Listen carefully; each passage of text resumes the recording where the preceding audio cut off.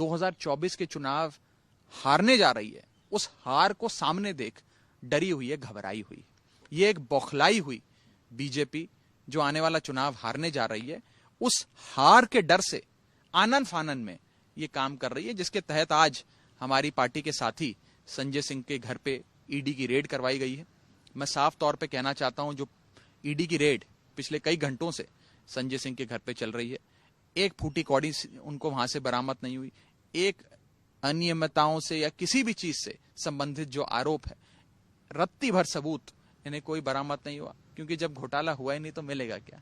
तो ये भी साफ तौर पे राजनीति से प्रेरित है और आने वाले चुनावों में, 2024 के लोकसभा चुनावों में, अपनी हार को अपनी आंखों के सामने देख एक डरी हुई भाजपा का ये एक प्रकार से आखिरी पैंतरा है, एक आखिरी उनका औजार है, जिसका इस्तेमाल कर कर वो विपक्ष को दबाना चाहते हैं, हमें डराना चाहते हैं। देखिए, आप देख रहे हैं कि कैसे पिछले कई दिनों से लगातार ये चल रहा है।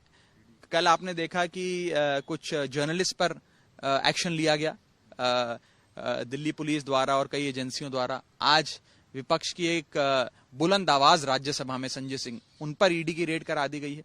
तो ऐसा लगता है कि एजेंसियों को सिर्फ कठपुतली बनाकर इस्तेमाल किया जा रहा है और राजनीति से प्रेरित है सारा एक्शन। ये आप भी समझते हैं, हम भी समझते हैं, देश की दुनिया की जनता भी समझती है। बहुत बहुत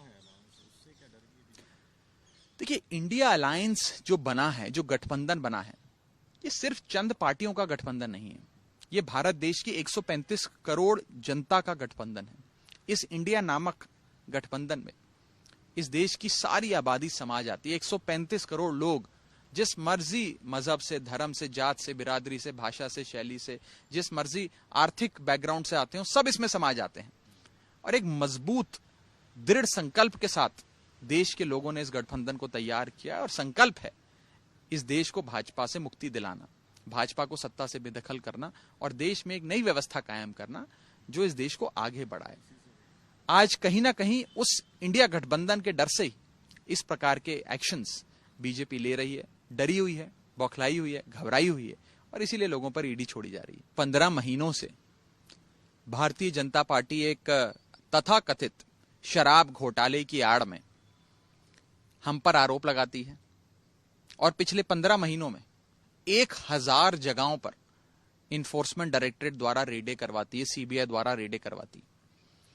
कई 100 अफसर इस पूरी तथाकथित जांच में लगे हुए हैं, लेकिन 15 महीने बिताने के बाद, कई लोगों को अरेस्ट करने के बाद, जांच की आड़ में अरेस्ट करने के बाद, 1000 जगहों पर रेड करने के बाद, इस पूरी जांच में आज तक किसी एजेंसी को एक फूटी कौड़ी नहीं मिली, एक नया पैसा नहीं मिला।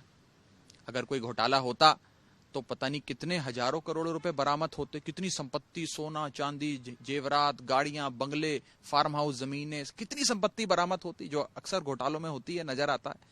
लेकिन ये एक अजीब सा आरोप है भाजपा का, जिसमें इन लोगों ने 15 महीने बर्बाद कर दिए, 1000 जगहों पर रेडें करी, न जाने कितने अफसर इसमें लगे